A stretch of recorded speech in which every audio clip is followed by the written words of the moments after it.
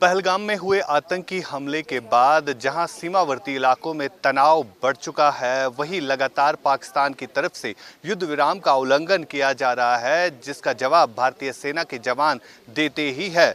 लेकिन अगर हम इन एलओसी से सटीक इलाकों की बात करें, यहां पर स्थानीय लोग जो है चाहते हैं कि पाकिस्तान के भेजे गए आतंकियों पर भी इसी तरह हमला करना चाहिए। इस वक्त हम एक सरकारी स्कूल में हैं और तस्वीरों के जरिए आपको दिखाएंगे। एलओसी उरी के एक सेक्टर की ये तस्वीर है, जहां पर एक सरकारी स्कूल में ये सिखाया जाता है कि अगर फायरिंग होती है, अगर युद्ध विराम का उल्लंघन बार बार पाकिस्तान करता है या अगर जंग की सूरत हाल बनती है, तो उस समय कैसे आप अपने आप को बचा सकते हैं। ये गांव जो है, इस गांव का नाम हम डिस्क्लोज नहीं कर सकते हैं क्योंकि कई सारी ऐसी इंफॉर्मेशन है जो इस समय हाइड रखने की ज़रूरत भी है, क्योंकि ये इलाका जो है बिल्कुल सीमा से सटीक पड़ता है।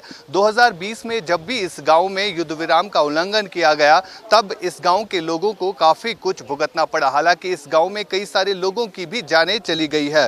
फिलहाल आप तस्वीरों के जरिए देख सकते हैं कि किस तरह से यहाँ पर बच्चों को इकट्ठा किया गया है और इन बच्चों को यही तरबियत दी जाती है कि अगर सीज फायर वॉयलेशन या जंग की स्थिति बनती है, क्योंकि पाकिस्तान जो है लगातार आर्टिलरी अपनी जो है बॉर्डर्स की तरफ मूव कर रहा है, चाहे एलओसी हो या एलसी हो, लगातार हमने इस तरह की तस्वीरें पाकिस्तान की तरफ से देखी भी गई है। फिलहाल बीते 5-6 दिनों से लगातार जिस तरह से युद्ध विराम का उल्लंघन हो रहा है, उसका जवाब भारतीय सेना दे ही रही है। लेकिन स्थानीय लोग जो इन एलओसी के करीब रहते हैं, जो इन एलओसीज के करीब गांव बसते हैं, वहां पर लोग कैसी तैयारी करते हैं, आज आप देख सकते हैं। ये छोटे बच्चे जो है अपने टीचर से सीखते हैं कि किस तरह से उस समय जो है बचना है। कुछ बच्चों से हम बात करने की कोशिश भी करेंगे। आप अपना नाम बताओ बच्चा। अरीबा। अच्छा, किस क्लास में पढ़ते हो? 6th में जी। तो थोड़ा जोर से बात करें, आप डर क्यों रहे हैं? अच्छा, मुझे बताओ, कभी फायरिंग की आवाजें सुनी है इससे पहले, आज से पहले कभी फायरिंग की आवाजें? जी। अच्छा, कैसा माहौल था तब? डर लगा था? जी। अच्छा डर लगा था जी। आप अपना नाम बताओ बच्चा। सुमेरा बना। सुमेरा, कभी फायरिंग सुनी है? हमने सुना है कि 2020 में इस गांव में भी फायरिंग की आवाजें सुनाई दी गई थी, तब आपने क्या देखा, क्या महसूस किया? हंसी आ रही है। अच्छा, आप बताओ बच्चा, आप अपना नाम बताओ। मेरा नाम राजिया बानो है, क्लास 6 में पढ़ती हूँ। अच्छा। और जो फायरिंग हुई थी इससे पहले, तो उससे हम बहुत डर गए थे कि जितने लोग ज़ख्मी भी हो गए थे, उसके साथ साथ हमें भी बहुत डर लग रहा था। हमने सोचा कि अगर हमारे इर्द गिर्द फायरिंग की वजह से हमें भी कुछ नुकसान पहुंच सकता है। तो अभी जो आपको टीचर सिखाते हैं, उसमें क्या क्या आपको बताया जाता है, क्या क्या सिखाया जाता है? हमें ये सिखाया जाता है कि अगर फायरिंग की वजह से हम क्लास पढ़ रहे होंगे, तो फायरिंग अचानक से हो जाती है, तो हम क्लास में भागना नहीं चाहिए हमें, या बाहर ग्राउंड में नहीं रहना चाहिए। हमें अंदर या किसी टेबल के नीचे अपना सर ढाँप लेना है और टेबल के नीचे जाना है। देखिए, इस तरह की ट्रेनिंग जो है फिलहाल स्थानीय जो टीचर्स होते हैं उनके द्वारा जो है यहाँ पर इन बच्चों को दी जाती है। और सबसे बड़ी बात यहाँ पर है कि ये वो इलाके हैं जो ज़्यादातर बॉर्डर शेलिंग की वजह से इफ़ेक्ट होते हैं, ख़ासतौर पर जब पाकिस्तान की तरफ से स्थिति जो है अब देखी जा रही है, लगातार वहाँ पर से जो है युद्ध विराम का उल्लंघन एक तरफ हो रहा है। आप मुझे बताइए, किस तरह की ट्रेनिंग इन बच्चों को आज यहाँ पर दे रहे हैं आप? और अगर हम इस एरिया की बात करें, जो 2020 में फायरिंग हुई थी, उसकी वजह से भी काफ़ी नुकसान इस गांव को झेलना पड़ा। तो जब भी यहाँ पे ये बॉर्डर इलाका है और बहुत ऊंचाई पे है, और पीओके जो है वो हमारे बिल्कुल सामने, इसको आज मौसम ख़राब है, वरना आप देख सकते थे कि बिल्कुल सामने है।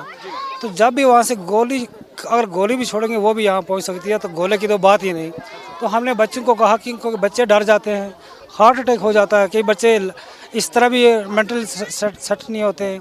तो हमने बच्चों को ये बोला कि आप डरने के बगैर अपनी जगह संभाल लेना, कि यहाँ मकान में या किसी आड़ में छुप जाना, ऐसे बाहर घूमना नहीं तमाशा देखने के लिए क्या हुआ, कहाँ से आया, तो ख़तरे में पड़ जाए।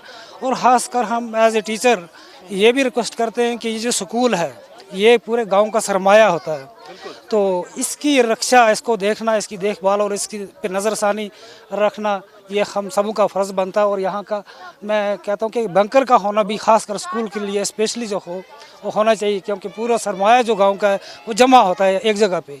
तो बहुत अच्छा, आप देख सकते हैं कुछ बच्चे जो है यहाँ पर गा भी रहे हैं, मेरा मुल्क मेरा देश मेरा ये वतन। शांति का, उन्नति का, प्यार का चमन।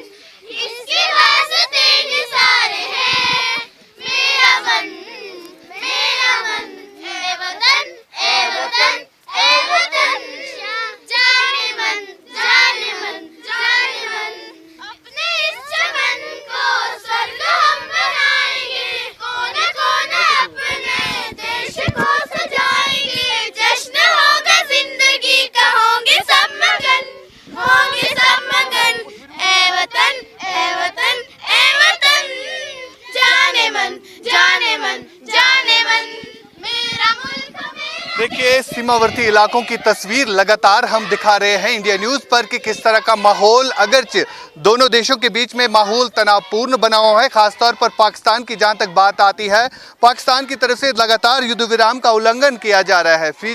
तस्वीरों के जरिए आपको फिरोज दिखाएंगे। ये जो आप इलाका देख रहे हैं, ये पीओके वाला इलाका है जो, और इस गांव की जहां तक बात आती है, सीमा से सटीक पड़ने वाला ये इलाका। हालांकि आपको कुछ घर जो है धुंध की वजह से अभी नहीं दिखेंगे, लेकिन यहाँ की जहां तक बात आती है, यहाँ पर काफ़ी नुकसान जो है यहाँ के छोटे, अगर हम इन इलाकों की बात करें, अभी यहाँ पर इन बच्चों को जो है तरबियत दी जाती है कि किस तरह से आप अपने आप को फायरिंग से बचा सकते हैं। आप अपना नाम बताइए, और जब फायरिंग इससे पहले हुई है 2020 में, तो किस तरह का माहौल यहाँ पर था और कितना नुकसान इस गाँव को झेलना पड़ा? अस्सलाम वालेकुम, मुबश्शिर अहमद मलिक मेरा नाम है, टीचर हूँ मैं यहाँ पे पोस्टेड। जब भी कभी शेलिंग या फायरिंग हुई है बॉर्डर्स पे, हमेशा नुकसान हुआ है। बिल्कुल, चाहे वो 2020 है या उससे पहले भी है। अमन रहा है तो पुरसुकून रही है लोगों की ज़िंदगी, स्कूल्स वगैरह जितने भी ये चीज़ें हैं, क्योंकि ऑब्वियसली टेंशन्स जब भी होती हैं तो उसमें कोई भी काम सही नहीं हो पाता। हाँ, जान का खतरा है इन चीज़ों से। अगर अल्लाह न करे कभी शेलिंग शुरू हो जाए, क्योंकि ये ऐसा एरिया है जहाँ पे छोटे फायर्स हों, बड़े फायर्स हों, बिल्कुल आसानी से आ जाते हैं। तो आज जो आप इन बच्चों को तरबियत देते हैं, तो वजह क्या है इस चीज़ के पीछे? आपको लगता है कि फिर से जंग हो सकती है या ऐसा माहौल जो है बना हुआ है?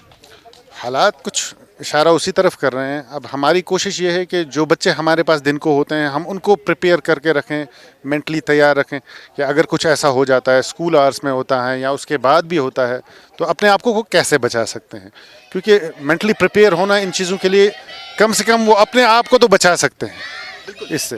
बिल्कुल, लगातार हम LOC जो भी क्षेत्र है, सीमावर्ती इलाके हैं, वहाँ से हम रिपोर्ट कर रहे हैं। आगे फिरोज आपको तस्वीरों में दिखाएंगे, कुछ घर जो है वो अभी भी नज़र आ रहे हैं। हालांकि पाकिस्तान की चौकियाँ जो है वो नज़र नहीं आएगी, क्योंकि घने जंगलों में वो चौकियाँ होती है।